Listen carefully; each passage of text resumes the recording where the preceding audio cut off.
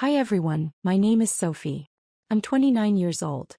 I need to tell you about the Sunday dinner that ended everything, because some moments are so perfectly crystalline in their cruelty that they change the entire trajectory of your life. My sister Rachel was visiting from Boston. She'd flown in Friday and Mom had been cooking for 2 days straight. Her famous pot roast, homemade rolls, the works. Rachel was the golden child, the responsible one, the daughter who'd made something of herself, with her MBA and her consulting job and her perfectly highlighted hair. I'd driven over from my studio apartment after closing the coffee shop where I worked weekends. My weekday job was at a nonprofit making $38,000 a year doing community outreach. I smelled like espresso and exhaustion. Rachel was showing everyone photos on her tablet. "This is the property we're looking at in Newton," she said, swiping through images of a renovated Victorian with a wraparound porch. 4 bedrooms, original hardwood, the neighborhood is perfect. "How much?" Dad asked, leaning in with that expression he reserved exclusively for Rachel. Proud, engaged, present. $850,000, Rachel said. "We've been pre-approved, but the down payment is steep. Even with Jacob's signing bonus, we're about $200,000 short of what we'd need for the full 20% down." Mom and Dad exchanged a look. One of those married couple telepathic conversations that happens in 3 seconds flat. "We can help with that," Dad said. I stopped cutting my pot roast. The knife hung suspended over the plate. "Dad, no," Rachel said, but her voice had that practiced protest quality. The kind that means, "Convince me." "That's too much." "You're responsible," Mom said firmly. "You've always been responsible. You finished your MBA, you married well, you've built a real career. This is what we've been saving for, to invest in our children's futures when they've earned it." "When they've earned it," I repeated quietly. 5 heads turned toward me like I'd fired a starting pistol. "Something to say, Sophie?" Dad asked. His warmth from 2 seconds ago had evaporated completely. "I was just wondering what the criteria are," I said. My voice stayed level through years of practice. "For earning investment." "Rachel has demonstrated fiscal responsibility," Dad said, using his boardroom voice. "She has a career path. She's made smart choices. She's proven she can handle money wisely." "And I haven't?" I asked. "You work at a coffee shop," Mom said like I'd confessed to drug trafficking. "You have a degree in environmental science that you're not using. You're 29 and you share an apartment. What exactly have you proven, Sophie?" "I asked for help with my student loans 3 years ago," I said. "The pot roast was getting cold on my plate. I had $47,000 at 7.2% interest. You said no. Because you chose to study something unmarketable," Dad said. "Environmental science. We told you to study business or medicine. You made your choice. You live with the consequences." "Rachel's MBA cost $120,000, I said. "You paid for all of it." "Because Rachel chose wisely," Mom cut in, defensive now. "She chose a degree with ROI. Return on investment, Sophie. Do you understand that concept?" My hands felt very cold. "I asked for $8,000 to take an agricultural business certificate program last year. You said it was a waste of money." "It would have been," Dad said flatly. "Farming? In this economy? You're living in a fantasy world, Sophie. You always have been. Rachel lives in reality. That's the difference. The difference is you decided I was a failure when I was 16, I said quietly, and you've been confirming that decision ever since." "Don't be dramatic," Rachel said. Her first words to me directly all evening. "Mom and Dad are just being practical. When you graduated high school they bought you a car," I said, looking at her. "When I graduated they gave me a Target gift card. When you finished your MBA they took you to Italy. When I finished my bachelor's we went to Applebee's. You got an allowance through college.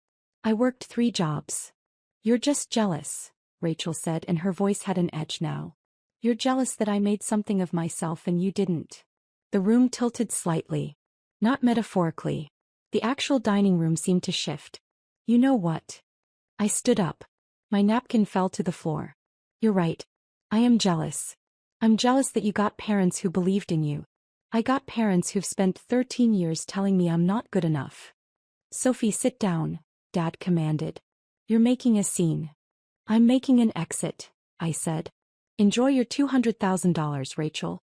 I hope the house is everything you dreamed of. You're being a failure right now, Mom said. This is exactly why we don't invest in you. This attitude. This ingratitude. I looked at her for a long moment. Then I picked up my purse and walked out. The April air was cool and clear. I sat in my 10-year-old Subaru with 160,000 miles and I didn't cry. I didn't scream. I just drove. I drove to my apartment and I pulled out the file folder I kept in my closet. The one with my bank statements. $156,000 in savings. I'd been saving since I was 17. Every birthday check from grandparents. Every Christmas cash. Every paycheck from every job. I lived on $1,800 a month and saved everything else. My roommate thought I was broke. My family thought I was irresponsible. No one knew I'd been preparing for exactly this moment. That night I made 4 decisions.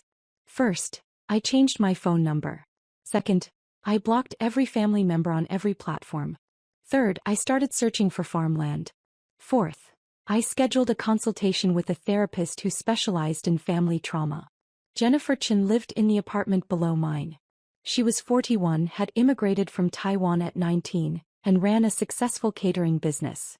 She found me on the stairs the next morning with my laptop open to farm listings. "You okay?" she asked, setting down her grocery bags. I told her everything. The dinner. The $200,000. "You're being a failure right now." She listened until I finished, then sat down beside me. "You know what my parents told me when I said I wanted to cook professionally? That I was wasting my education. That I should be a doctor or engineer. You know what I did?" "What?" "I stopped asking their permission to live my life," she said simply. "Best decision I ever made." "What do you want, Sophie?" "Not what they want. What do you want?" The answer came immediately. "A farm. I want to grow food. I want to feed people. I want to work with soil and seasons and make something real." "Then do that," Jennifer said. "You don't need their approval. You never did." 6 weeks later I found it. 55 acres in the valley, 90 minutes from the city where my family lived. The property had been a conventional dairy farm that went bankrupt. The land was depleted but recoverable. There was a farmhouse from the 1940s that needed everything, a huge barn with good bones, and a smaller outbuilding that could be converted to a farm stand. The price was $420,000. I offered $400,000 cash, close in 30 days. They accepted immediately. I kept my nonprofit job, they let me go remote 3 days a week, and I spent every other moment on that property. I hired soil consultants. I tested every acre. The land was tired, stripped from years of chemical agriculture and overgrazing, but it could be brought back with cover crops, compost, and time. I planted 20 acres in cover crops that first season. Rye, clover, vetch. I let it grow and then tilled it back in, feeding the soil. I read everything. I took online courses. I joined farming forums and attended workshops. Tom Rodriguez, my neighbor 4 miles west, showed up the 3rd week with the tractor attachment I needed. "Heard you're going organic," he said, climbing down from his truck. He was 56, had farmed conventionally for 30 years before transitioning to organic 5 years ago. "Smart move. Market's there if you do it right." "I don't know what I'm doing," I admitted. "Nobody does it first," he said. "I'll teach you. Come by Tuesday mornings. We'll walk my fields. I'll show you what works." So Tom became my mentor. He taught me crop rotation, companion planting, pest management without chemicals. He introduced me to the Regional Organic Farming Co-op. He showed me his spreadsheets. What crops brought the best return, which farmers markets were worth the vendor fees, how to calculate true cost of production. "Farming isn't romantic," he said during one of our Tuesday walks. "It's math and biology and weather gambling. But if you're willing to work, really work, you can make it." I started therapy with Dr. Walsh the same week I closed on the property.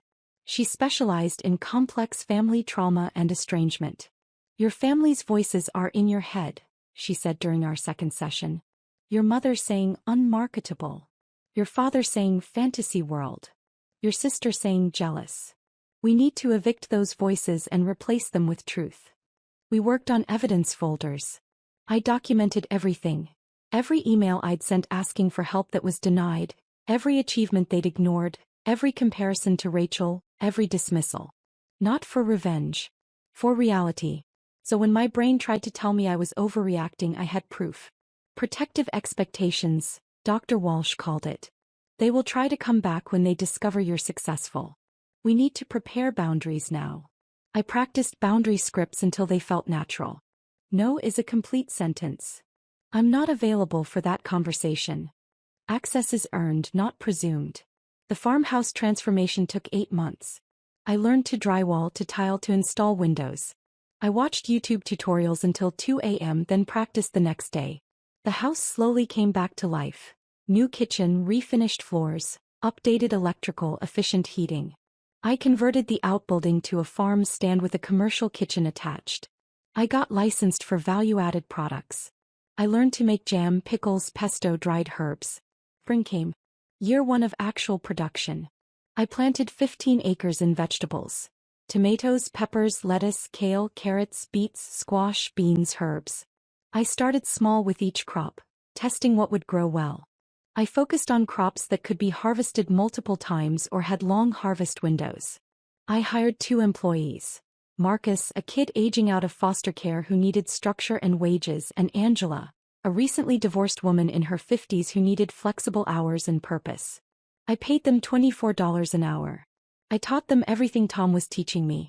Why are you paying us so much? Marcus asked during his second week. Because your labor has value, I said. Because I know what it feels like to not be valued.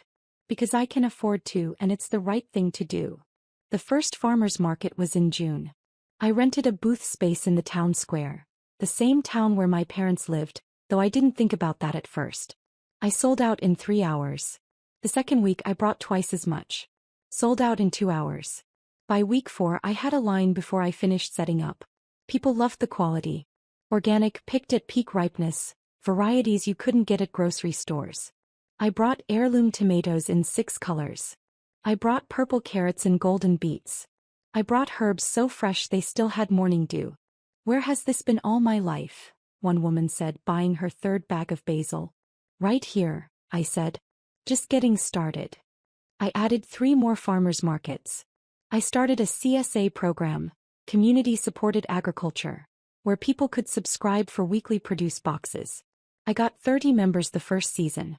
Then 50. Then 80. The farm paid for itself that first production year. Just barely, but it did. Year 2 I expanded to 30 acres in production. I added cut flowers, zinnias, sunflowers, dahlias. I added strawberries and raspberries. I started supplying 3 local restaurants with specialty produce. I hired 2 more employees.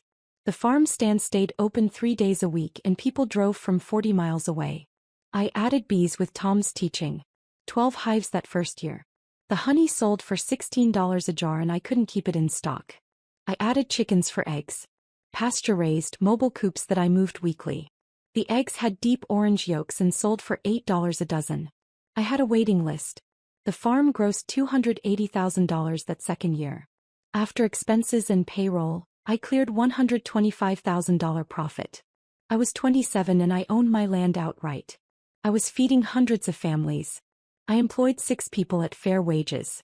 And my family had no idea. 2 years and 4 months after that Sunday dinner, my father drove past my farmer's market booth.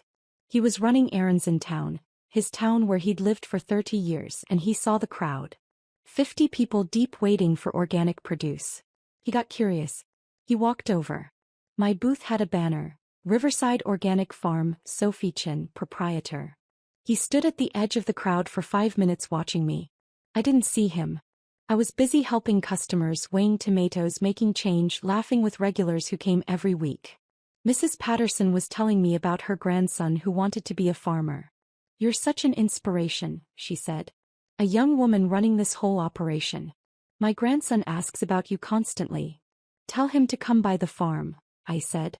I do workshops for young people interested in agriculture. Then I looked up and saw him. My father. Standing at the edge of my market booth. His face was a complicated mix of shock and something else I couldn't identify. Our eyes met.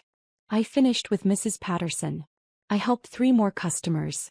My hand stayed steady through training and practice. Finally, the line cleared temporarily and he approached. Sophie, he said. Can I help you? I asked pleasantly, professionally. The same voice I used with every customer. This is yours. He gestured at the booth that produced the banner. Yes. I don't understand, he said. How did you buy and build a successful farm? I finished for him. About 2 years ago. With what money? The question came out sharp, suspicious. Mine, I said simply. I saved for 8 years. Bought 55 acres cash. Built a business. A customer approached with beets and carrots. I weighed them, made small talk about roasting methods, accepted payment. My father waited, visibly struggling with what to say. How much is this place worth? He finally asked. The property appraised at $2.9 million 3 months ago, I said. The business grossed $280,000 last year. This year's tracking higher. His face went pale. Literally pale. That's impossible. It's documented, I said.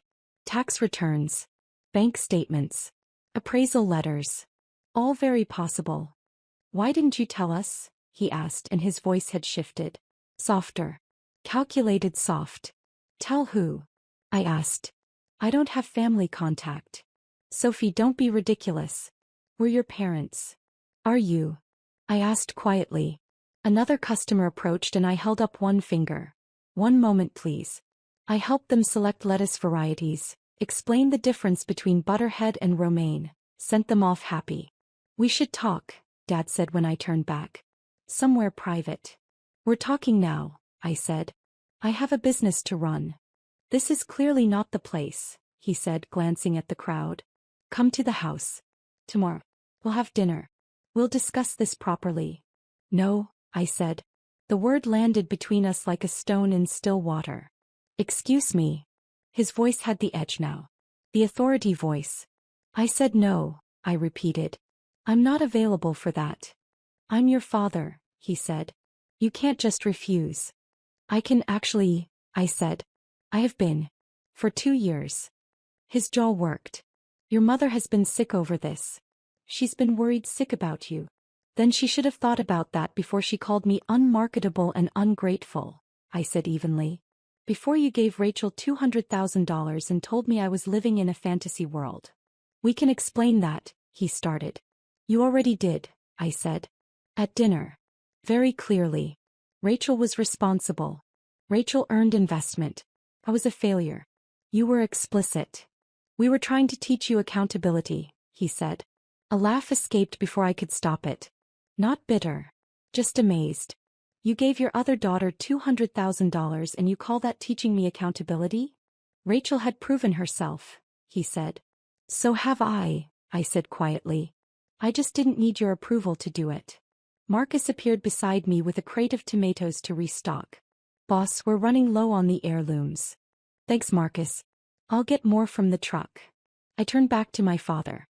I need to get back to work. Was there anything else? This conversation isn't over, Dad said. Actually, it is, I said. Have a nice day. I walked to my truck, got more tomatoes and returned to the booth. When I looked back, he was gone. My phone rang 15 minutes later. Unknown number. I let it go to voicemail. The voicemail was my mother. Sophie, your father just told me we need to talk immediately. This is unacceptable. You've been lying to us for years. Call me back right now. I deleted it. The second call came an hour later. Rachel's number. I watched it ring through. Her voicemail. Sophie, what the hell? Dad is freaking out. Mom is crying. You own a farm? You never said anything. We're family. You owe us at least an explanation. Call me back. I blocked her number. The email arrived that evening. Subject line, we need to talk urgent. From my father. 3 paragraphs about how they deserved to know what I was doing with my life. How family doesn't hide things from family. How I was being selfish and childish. I archived it without responding. Tom found me checking irrigation that evening, watching the sun set over 30 acres of growing vegetables. You all right? He asked. My father discovered the farm today, I said. At market. Tom nodded slowly. How'd that go?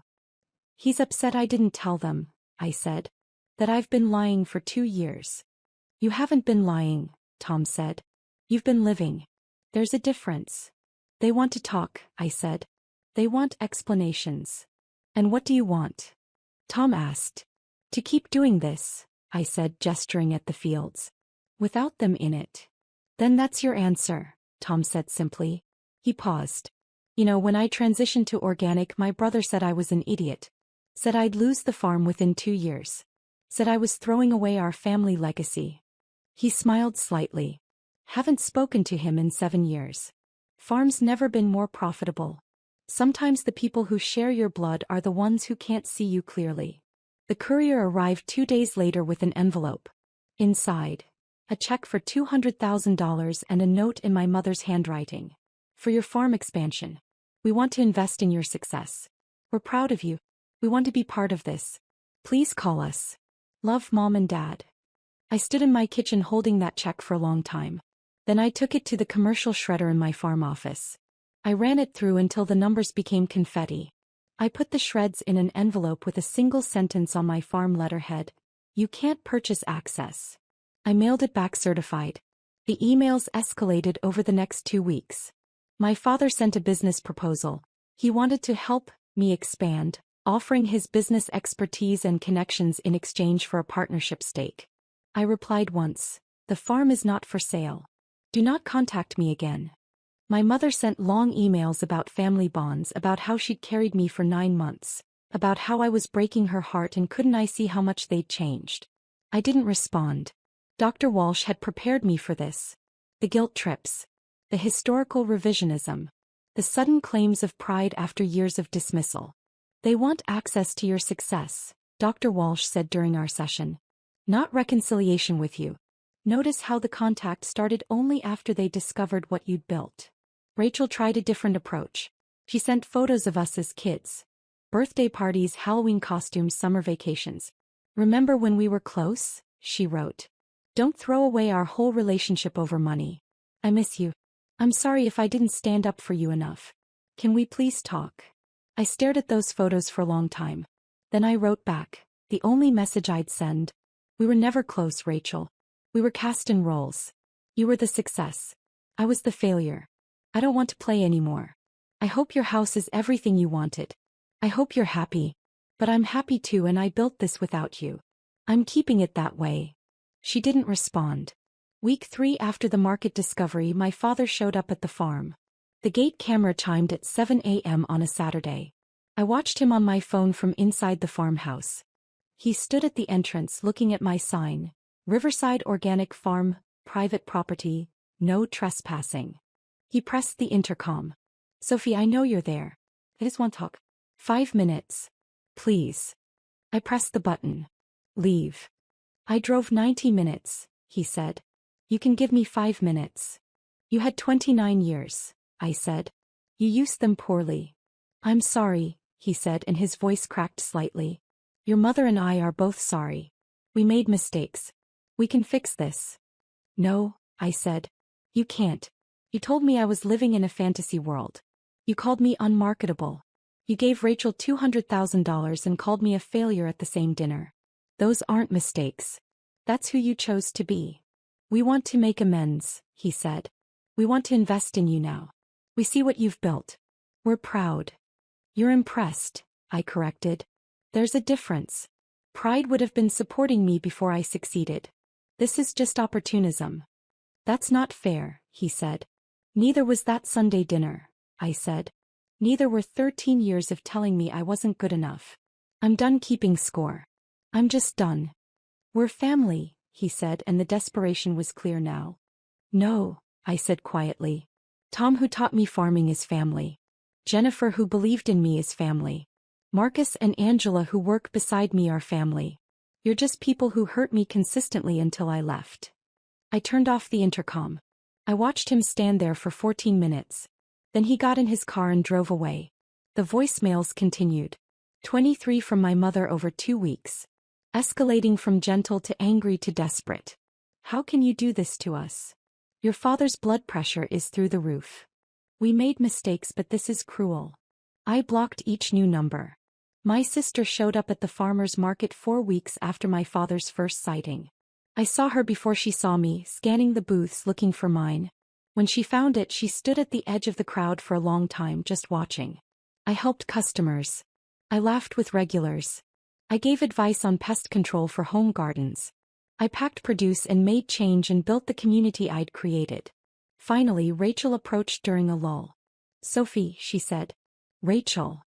Your booth is impressive," she said. "This whole operation. Thank you." "I didn't know you had it in you," she said, and I don't think she meant it the way it sounded. But that's how it landed. "Neither did they," I said. "That was the problem." "They're devastated," Rachel said. "Mom cries every day. Dad barely eats. They just want to talk to you." "They want access to my success," I said. "It's not the same thing." "That's not fair," Rachel said. "They made mistakes, but they're trying to fix them now. They're trying to benefit from what I built without them," I said. "There's a difference." "I don't understand why you're being so stubborn," Rachel said, frustration bleeding into her voice.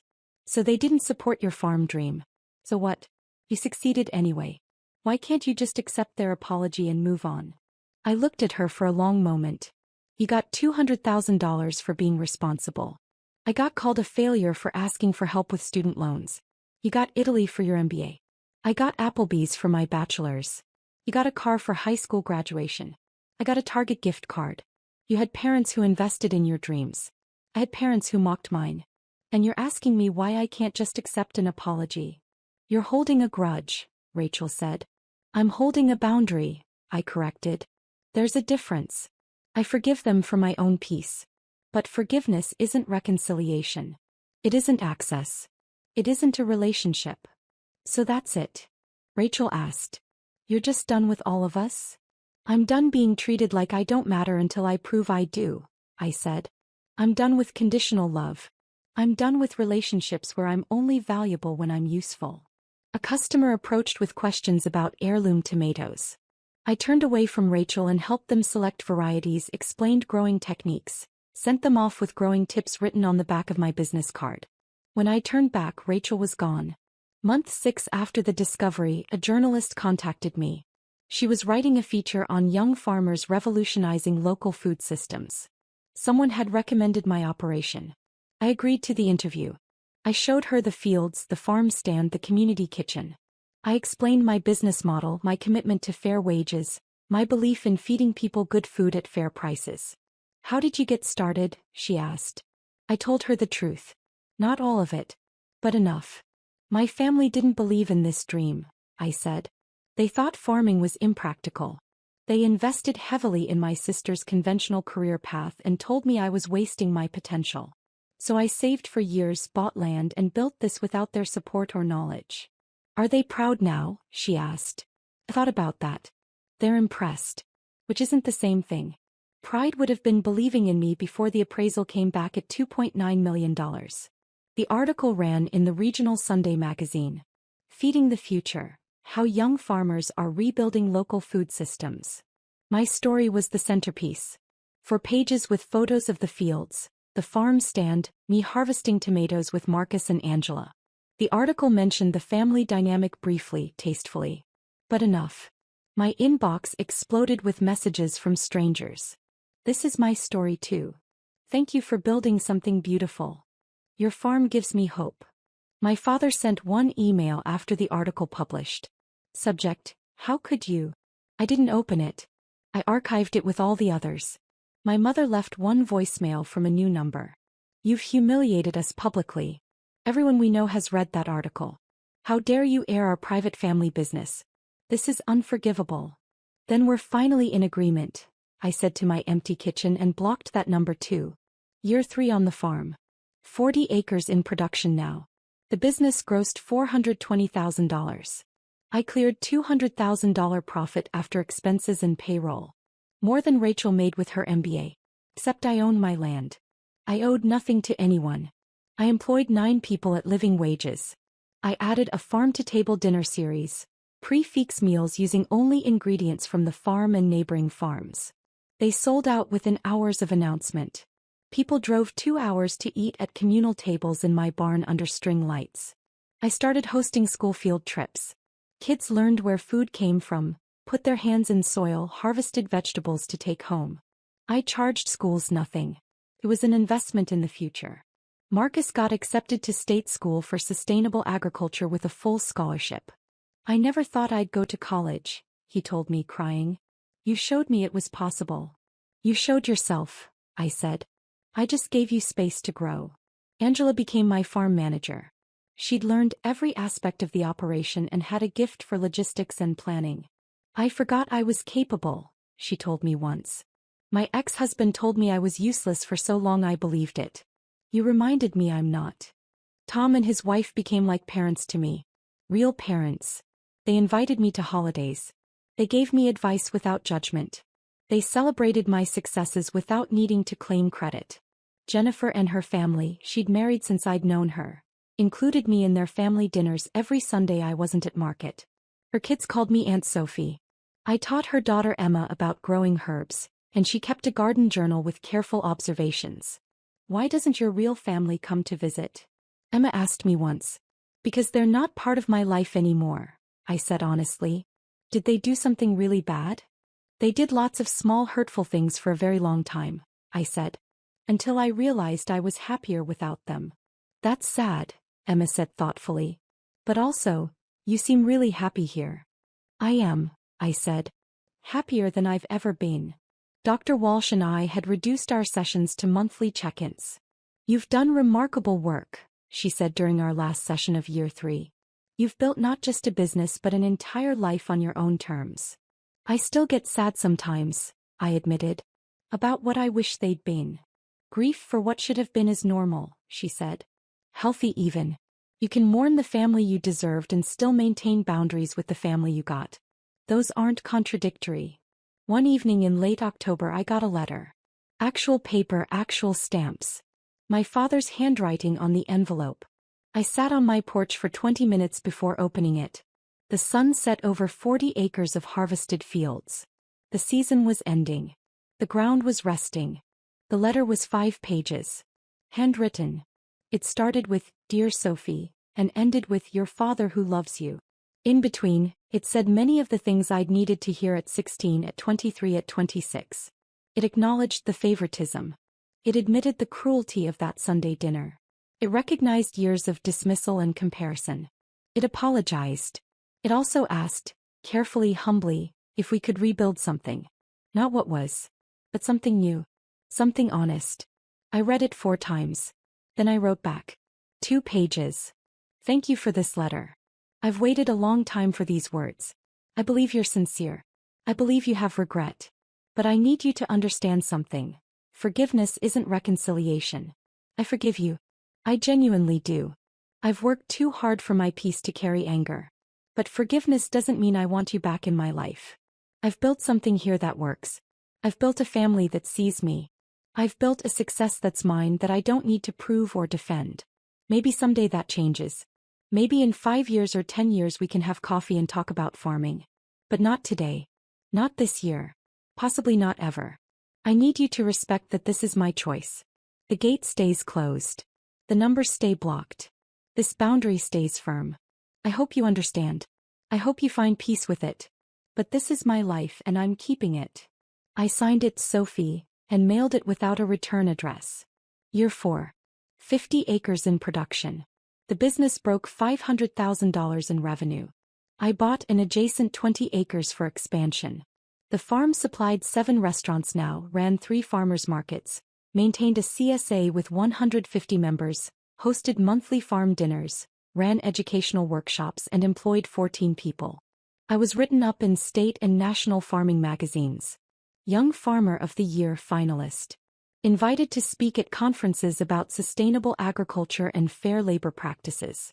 I bought my employees' health insurance. I started a profit-sharing program. When Angela's daughter needed braces, I gave her an interest-free loan. You don't have to do this, Angela said, crying. Family takes care of family, I said. Your family. Tom's wife got sick that winter. Breast cancer. I organized a meal train with the farm community.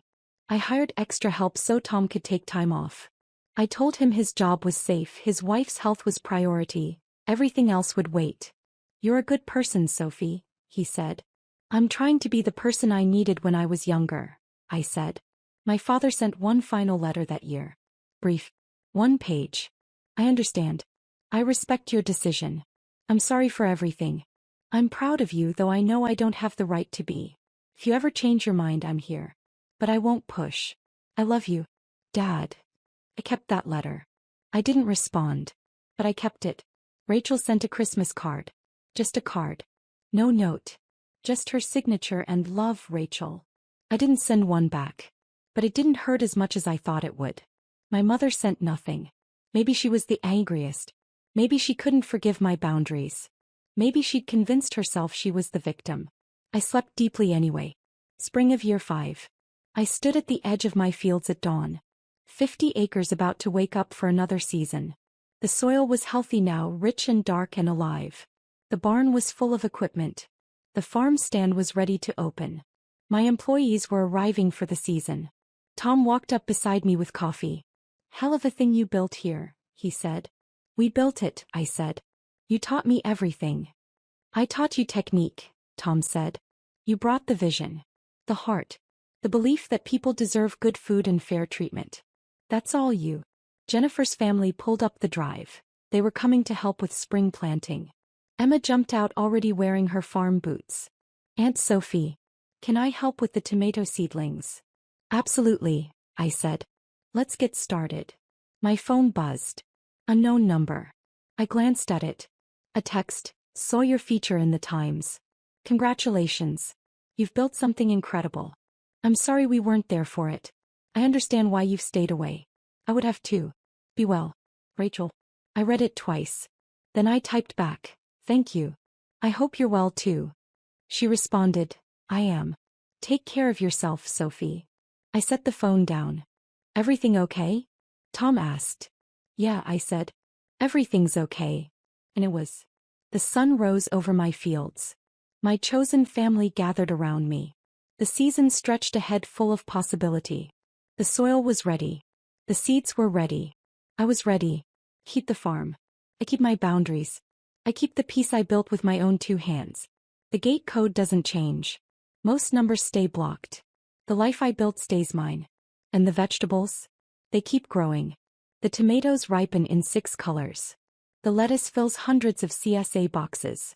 The herbs season thousands of meals. I feed the town that my family lives in, and they never knew I was capable of it. Sometimes failure looks like leaving. Sometimes success looks like 50 acres of proof that they were wrong. I grew it anyway. I keep it anyway. I'm keeping it still. The land is mine. The business is mine. The peace is mine. And that's worth more than $200,000 could ever buy.